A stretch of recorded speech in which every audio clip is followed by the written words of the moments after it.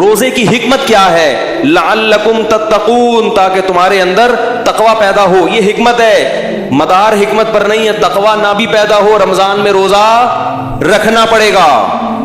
اگر ایک آدمی کہتا ہے رمضان کے روزے کا مجھے فائدہ نہیں ہے لہذا اگلے سال میں نہیں رکھوں گا، اور گناہگار ہوگا. کیوں؟ علت یہ ہے کتب علیکم الصیام، تم پر روزے فرض کیے گئے. اس میں حکمتیں ہیں کہ بھئی تقوی پیدا ہوتا ہے، للہیت پیدا ہوتی ہے، نفس پہ کنٹرول کرنے کی صلاحیت پیدا ہوتی ہے. یہ حکمت ہے. مدار حکمت پر نہیں ہے، مدار اس آیت پر ہے جس میں روزے کو فرض قرار دیا گیا. اب سمجھو کہ یہ جو اللہ نے کہا کہ سفر میں روزہ چھوڑ سکتے ہو، اس کی حکمت ہے کہ سفر میں مشکل ہوتی ہے. یہ حکمت ہے، علت نہیں ہے. علت وہ آیت ہے جس میں سفر میں روزہ چھوڑنے کی اجازت دے دی گئی. لہذا سفر میں مشقت ہوگی تو بھی روزہ چھوڑنا جائز، مشقت نہیں ہوگی تو بھی روزہ چھوڑنا جائز ہوگا. اور سفر کے علاوہ اگر مشقت نہیں ہو تو بھی روزہ رکھنا فرض ہے، مشقت ہو تو بھی روزہ رکھنا فرض ہے. ڈی ایس پی صاحب کو فون کریں بھائی، بہت دن ہو گئے دھمکیاں نہیں دی ہیں نا، معاملہ خراب ہو. پنجاب میں ہوتا نا تو سمجھ جاتے تو تڑپ جاتے، سمجھ رہے ہو؟ تو اب آئی سمجھنے بات.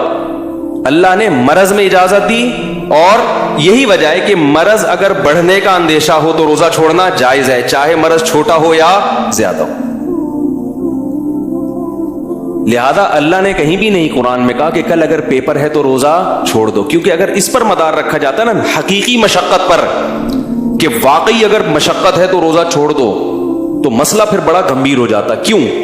اس لیے کہ میں یہ کہتا کہ گرمیوں میں مجھے کیا ہوتی ہے، تکلیف ہوتی ہے. ایک آدمی کے لیے کل پیپر کی وجہ سے روزہ چھوڑا جا سکتا ہے، تو میرا پیپر نہیں بھی ہے، مجھے جون کا روزہ ویسے ہی سمجھ میں نہیں آتا میرے. تو یہ تو ایک عجیب بھیڑ چال بن جاتی. وہ رکھ رہا ہے، وہ نہیں رکھ رہا، وہ کہہ رہا ہے مجھے تکلیف ہے، وہ کہہ رہا ہے تکلیف نہیں ہے، وہ کہہ رہا ہے تکلیف نہیں ہے، تو پھر روزہ کا ثواب کیا؟ تو روزہ کو تو نام ہی مشقت کا ہے. کیا خیال ہے؟ تو اس لیے یہ جو نئے نئے حضرات آ رہے ہیں نا، پروفیسر حضرات، ان سے دین مت سیکھو میرے بھائی. دین علماء سے سیکھو جو صدیوں سے مدارس میں پڑھاتے آ رہے ہیں. اگر ان میں غلط ہے تو صحیح بھی انہی میں پیدا ہوں گے. اسی وجہ سے تمام فقہا کا اجماع ہے کہ کیسی ہی شدید مشقت ہو، اگر سفر نہیں ہے اور مرض نہیں ہے تو آپ کو روزہ رکھنا پڑے گا. یہاں تک کہ کوئلے کی کان میں کام کرنے والا مزدور جو 1 منٹ پیاس پانی کے بغیر گزارا نہیں کر سکتا، اس کو بھی روزہ رکھنا پڑے گا. نہیں آ رہی بات؟ گرمیوں میں گڑا کھودنے والا مزدور، اس کو بھی روزہ رکھنا پڑے گا، کیونکہ مشقت ہوگی. مشقت کی وجہ سے اللہ نے روزہ چھوڑنے کی اجازت نہیں دی. روزہ تو نام ہی مشقت کا ہے. سمجھ میں نہیں آ رہی بات؟ مشقت کی وجہ سے اجازت دی. مشقت تو اسی میں ہوتی ہے نا. ہر آدمی کو ایئر کنڈیشن لائف تھوڑی ملتی ہے. 1400 سال سے مسلمان ایئر کنڈیشن میں نہیں بیٹھتے آئے تھے. یہی تھا مزدوری کرنا، یہ کرنا، وہ کرنا، گڑے کھودنا. یہ انہی لوگوں کو تو قرآن خطاب کر رہا ہے. یہ تو ہمیں ایک سہولت مل گئی، ایئر کنڈیشن روم اور اے سی آفس ہے اور کمپیوٹر میں بیٹھے ہوئے ہیں. اصل جو خطاب ہو رہا ہے صحابہ کرام کو، وہ تو یہی تھے، مزدور تھے، کھیتی باڑی کیا کرتے تھے. کسی صورت میں جائز نہیں ہے مزدور کے لیے روزہ چھوڑنا. سوال پیدا ہوتا ہے کہ کوئلے کی کان میں کام کرنے والا رکھے گا کیسے؟ وہ تو 1 سیکنڈ بھی پانی کے بغیر گزارا، بولو نا بھائی، نہیں، وہ تو مر جائے گا. تو ہم کہتے ہیں جب مرنے لگے تو توڑ دے، کیونکہ اللہ نے سب سے پہلے کس کو ترجیح دی ہے؟ اس پہ قرآن و سنت ہے کہ سب سے پہلے کیا ہے؟ زندگی. مرض میں بھی اجازت اور موت سے بچنے کے لیے بھی اجازت. لہذا بیمار ہونے کا خطرہ ہو شدید تو جب وہ خطرہ پیدا ہوگا اس وقت توڑے گا. توڑنا اس کے لیے جائز ہوگا، چھوڑنا جائز. چھوڑنے کے دلائل الگ ہیں، توڑنے کے دلائل، بولو نا یار، الگ ہیں. اس لیے علماء کہتے ہیں 30 دن کسی نے ریگستان میں روزہ رکھا یا کوئلے کی کان میں، 30 کے 30 دن روزہ رکھ کے توڑے گا، انشاءاللہ گناہگار نہیں ہوگا. کفارہ بعد میں قضا کر لے، چھوڑے گا تو گناہگار ہوگا. کیونکہ قرآن کی آیت ہے فمن شہید منکم الشہر فلیصم، جو بھی رمضان کا مہینہ پائے روزہ رکھے، سوائے 2 کے، مریض اور مسافر. کوئلے کی کان میں کام کرنے والا اس من کے مفہوم میں داخل ہے, جو بھی کے مفہوم میں داخل ہے, لہذا وہ بھی روزہ رکھے گا, پھر عذر کی وجہ سے توڑے گا. اب اگر کوئی کہ یار جب رکھ کے توڑنا ہی ہے تو ایسے رکھنے کی کیا ضرورت, تو یہ آپ کی اپنی رپورٹ ہے, آپ کی اپنی منطق ہے جو اللہ کے قانون میں نہیں چلے گی. اس کی مثال ایسے ہے کہ آپ کے کو غسل کے لیے پانی نہیں مل رہا, غسل کے لیے آپ کو پورا جسم ناپاک, آپ کا احتلام ہوا, جسم میں ناپاکی لگی, پانی نہیں مل رہا. اللہ کہتے ہیں مٹی پہ یوں ہاتھ مارو, یوں مارو, نماز پڑھو. آپ کہیں یار یہ جب پورا جسم لت پت ہے نجاست میں, یہ یوں کیا, یہ اس سے کیا کو پاک تھوڑی ہو جاؤں گا میں نہیں پڑھ رہا ہے, مجھے گندگی میں نہیں ہے, قضا کرنے کا گناہ ہوگا کہ نہیں ہوگا؟ بھئی تم اپنی عقل کیوں لڑا رہے ہو؟ اللہ نے کہہ دیا کہ تم یوں کر لو تو میں اس کو, اور نیت کا فرق ہے. وضو کی نیت سے وہی کام کرو گے تو باوضو کہلاؤ گے, غسل کی نیت سے یہی 2 ضربے مارو گے تو یوں سمجھا جائے گا جیسے غسل کر کے آئے ہو.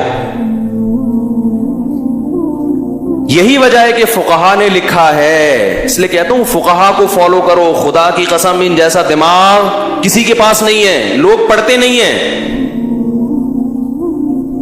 فیس بک پہ ایک بہت بڑے فنڈر ہیں, ان کے روز کوئی بڑی شائستہ اردو میں, جیسے مرزا غالب کے کوئی خاندان کے فرد ہوں, بڑی شائستہ اردو میں نا کوئی نئی نئی چیز روزانہ مضمون لے کر آ رہے ہیں. میں ان کے جواب نہیں دیتا.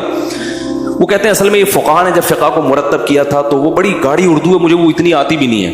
وہ اس کے ان جن پیرایوں میں اور جس سیاق و سباق میں تھا, تو اس فقہ کو نئے سرے سے ریفائن کرنے کی ضرورت ہے تاکہ موجودہ زمانے کے مسائل پر وہ کیا ہو. جبکہ میں اس شخص کو ذاتی طور پر جانتا ہوں, جامعۃ الرشید کا بھاگا ہوا.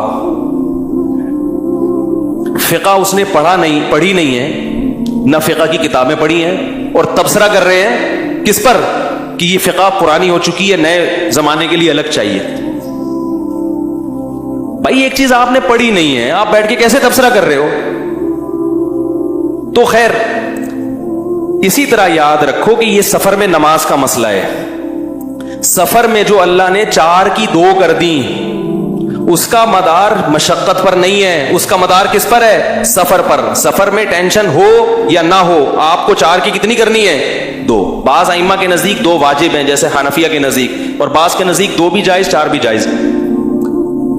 لیکن جو رخصت کا مدار ہے وہ سفر پر ہے. مشقت ایک حکمت ہے, جبکہ جماعت چھوڑنے کا جو مدار ہے وہ سفر پر نہیں ہے, وہ حقیقی مشقت پر ہے. اگر واقعتاً کوئی ٹینشن ہے, کوئی مشقت ہے, تو سفر ہو یا حضر, کبھی کبھار جماعت چھوڑی جا سکتی ہے. جیسے کبھی بیمار ہے یا تھکا ہوا ہے بہت زیادہ, کبھی کبھار, یا بھوک لگ رہی ہے اور کھانا سامنے آ گیا, اب اس کو پتا ہے میں نماز پڑھنے جاؤں گا تو دل کہاں اٹکا رہے گا ادھر, تو یہ ایک حرج ہے, اس میں جماعت چھوڑ سکتے ہیں آپ, عادت نہ بنائی جائے. تو یہ کنڈیشن سفر میں ہوگی تو بھی چھوڑ سکتے ہیں, حضر میں ہوگی. سفر میں اگر آپ کو تھکاوٹ ہے, آپ کو ڈر ہے ٹرین نکل جائے گی, چھوڑ سکتے ہیں مسجد کی جماعت, اپنی تو کرانی پڑے گی.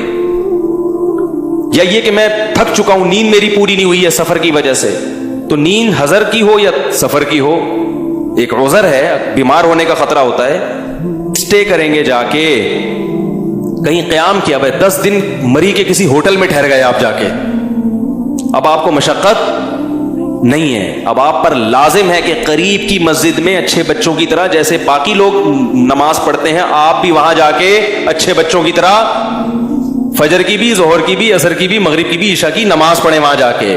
یہ نہ کہیں یہ افلاطونیاں نہیں چلیں گی کہ اللہ نے 4 کی 2 کر دی تو میں اپنی, یہ آپ کا اخپل اسلام ہوگا. نہیں آ رہی بات میرا خیال.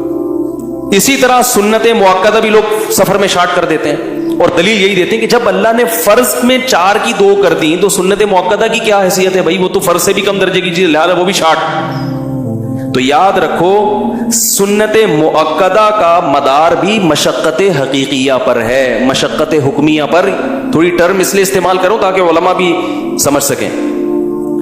اگر واقعی ٹینشن ہے, کوئی پریشانی ہے, تو حالت مقام میں بھی سنتیں چھوڑی جا سکتی ہیں کبھی کبھار, سنت مؤکد. سفر میں بھی اگر تھکاوٹ ہے, یا آپ کو بس کے نکلنے کا ڈر ہے, یا ٹائم بہت, جب بس میں جاؤ نا تو ادھر کا زرزر کوا وہ ڈرائیور چیختا رہتا ہے, تو ہم جب کبھی بس سے سفر کرتے ہیں تو میں سنت مؤکدہ نہیں پڑھتا. بھائی ظہر کے 2 پڑھو اور کیونکہ واشروم, کھانا, نماز تینوں چیزیں ہیں, اور ڈرائیور وہ زرزر کوا وہ فوراً پیچھے سے ندائیں لگانا, کیونکہ اس میں اگر سنتیں پڑھیں گی بھی تو وہ دل نہیں لگتا اس میں. تو یہ واقعی مشقت ہے. ایسی کنڈیشن تو اگر یہاں بھی ہوگی تو سنتیں چھوڑ دو, کوئی فرض تھوڑی ہیں وہ. یاری میرا خیال, یا ٹرین میں ہے, آپ کو پتا ہے کہ قبلہ ہی نہ چینج ہو جائے کہیں, سنتوں کی ٹرین گھوم نہ جائے, اتنی مشکل سے آپ نے قبلے کی ڈائریکشن کھڑکی میں جھانک کے سیٹ کی, اب آپ سنتوں میں لگ گئے تو کہیں مڑ گئی تو پھر دوبارہ کون جھانکا تاکی کرے گا, 2 فرض پڑھ لو, سنتیں چھوڑ دو. لیکن کہیں جا کے آپ دھرنا مار کے بیٹھ گئے ہیں, کسی کے گھر 14 دن کے لیے گئے, آرام سے سہولت ہے, اب کوئی ٹینشن نہیں ہے, تو پھر یہ آپ کی بقراتی نہیں چلے گی کہ اللہ نے جب 4 کی 2 کر دی تو سنت موقدہ. وہ موقدہ جیسے حضر میں تھی سفر میں بھی ہیں, کیونکہ سنت موقدہ رسول اللہ صلی اللہ علیہ وسلم نے سفر میں بھی پڑھی ہیں. سمجھ رہے ہو کہ نہیں سمجھ رہے ہو؟ تو سنت موقدہ کا تعلق مشقت حقیقیہ پر ہے. اگر واقعی کبھی مشقت ہو رہی ہے, تکلیف ہو رہی ہے, پڑھنے میں بیماری ہے, تھکاوٹ ہے, تو سفر ہو یا حضر آپ ہر صورت میں سنت موقدہ چھوڑ سکتے ہیں کبھی کبھار. اور اگر سفر میں مشقت ہے تو بھی چھوڑ سکتے ہیں, اور اگر مشقت نہیں ہے تو نہ سفر میں نہ حضر میں. جبکہ فرض نماز 4 کی 2 رہیں گی سفر میں, چاہے مشقت ہو یا نہ ہو, اور حضر میں کتنی ٹینشن ہو 4 کی 2 نہیں کر سکتے آپ.